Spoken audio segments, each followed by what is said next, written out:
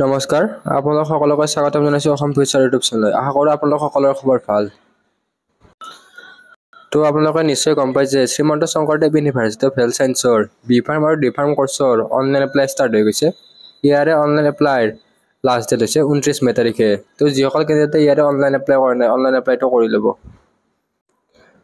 তো ইয়াৰে কেনেকৈ অনলাইন এপ্লাই কৰিব সেয়া ভিডিঅ' অলৰেডি চেনেল পেজত দিয়া আছে, তো আপোনালোকে চাই ল'ব পাৰিব।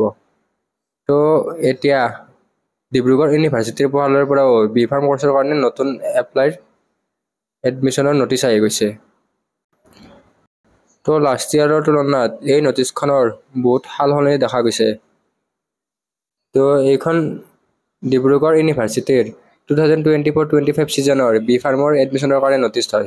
ডিব্ৰুগড় ইউনিভাৰ্চিটিৰ যি বি ফাৰ্ম কৰ্চ আছে তাৰ এডমিশ্যনটো আপোনালোকে আছাম ফাৰ্মাচী এণ্ট্ৰেন্স এক্সাম 2024টো ক্লিয়াৰ কৰিব লাগিব।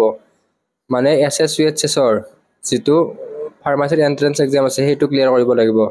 তো Srimanta Sankardev university of health ছায়েন্সে যিটো এণ্ট্ৰেন্স এক্সাম কণ্ডাক্ট কৰিব তাৰ পৰাই ডিব্ৰুগড় ইউনিভাৰ্চিটি বি ফাৰ্মৰ এডমিশ্যনটো লৈ ল'ব। তো লাষ্ট ইয়াৰ দেখা গৈছিল যে ইয়াৰে যি এডমিশ্যন আছিল সেয়া হাই ছেকেণ্ডাৰীত পোৱা পাৰ্চেণ্টৰ পৰা লৈছিল। তো লাষ্ট ইয়াৰৰ ক্ষেত্ৰত হাই ছেকেণ্ডাৰীত ইয়াৰে পাৰ্চেণ্টেজবিলাক জেনেৰেল OBC কেণ্ডিডেটৰ কাৰণে 92%ৰ ওপৰত গৈছিল। কিন্তু এইবাৰ ইয়াৰে এডমিশ্যনবিলাক SSUHSৰ যি বি ফাৰ্মৰ এণ্ট্ৰেন্স এক্সাম আছে তাৰ থ্ৰু দি ল'ব। তো বহুত কেণ্ডিডেটৰ কাৰণে ভাল হ'ব।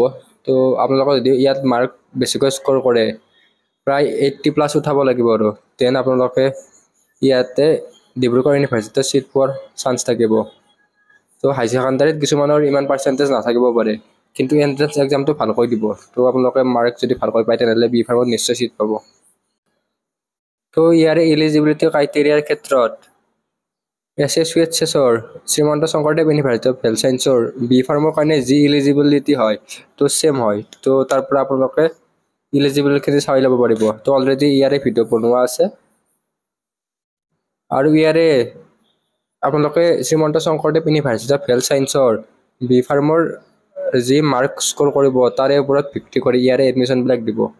তো ইয়াতে লিখা আছে আৰু বাকী ইয়াৰে যি কাউন্সেলিং এডমিশ্যন ৰিগাৰ্ডিং সেয়া ডিব্ৰুগড় ইউনিভাৰ্চিটিৰ ৱেবছাইটত প্ৰকাশ পাব পাছত। তো ইয়াতে ডিব্ৰুগড় ইউনিভাৰ্চিটিৰ ফালৰ পৰা এটা নোট দি দিছে। তো বি ফাৰ্মৰ এডমিশ্যন বা কিছুমান এডুকেশ্যনেল ৰিলেটেড ইনফৰমেশ্যনৰ কাৰণে তেওঁলোকৰ ৱেবছাইটটো ৰেগুলাৰলি বা মাজে মাজে ভিজিট কৰিব দিছে। তো আপোনালোকে তেওঁলোকৰ ৱেবছাইটটো চাব পাৰে আৰু আমাৰ চেনেলটো ছাবস্ক্ৰাইব কৰি থৈ দিব। তো যেতিয়াই নটিচবিলাক দি দিয়ে তো আমি চেনেলৰ পেজত দিবলৈ চেষ্টা কৰিম।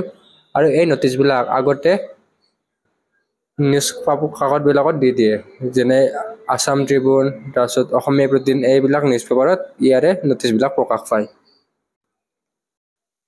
তো যিসকল কেণ্ডিডেটে বি ফাৰ্ম ডি ফাৰ্মৰ কাৰণে এণ্ট্ৰেন্স এক্সাম দিম বুলি ভাবি আছে, আমাৰ ই বুক কেইখন লৈ ল'ব পাৰে, ডেছক্ৰিপশ্যনত লিংক দিয়া আছে। তো BSc nursing D pharm B pharm আৰু পেৰামেডিকেল কৰ্চৰ কাৰণে ছেম ই বুক হয়। তো ডেছক্ৰিপশ্যনত লিংকত থ্ৰু দি আপোনালোকে ই বুক কেইখন কিনি ল'ব পাৰিব। তো আজিৰ এইটো ভিডিঅ'ত এইখিনি আছিল। আশা কৰোঁ আপোনালোকে ভিডিঅ'টো ভাল পালে। তো ভিডিঅ'টো আপোনালোকৰ বন্ধুবৰ্গৰ সৈতে শ্বেয়াৰ কৰি দিব। ধন্যবাদ।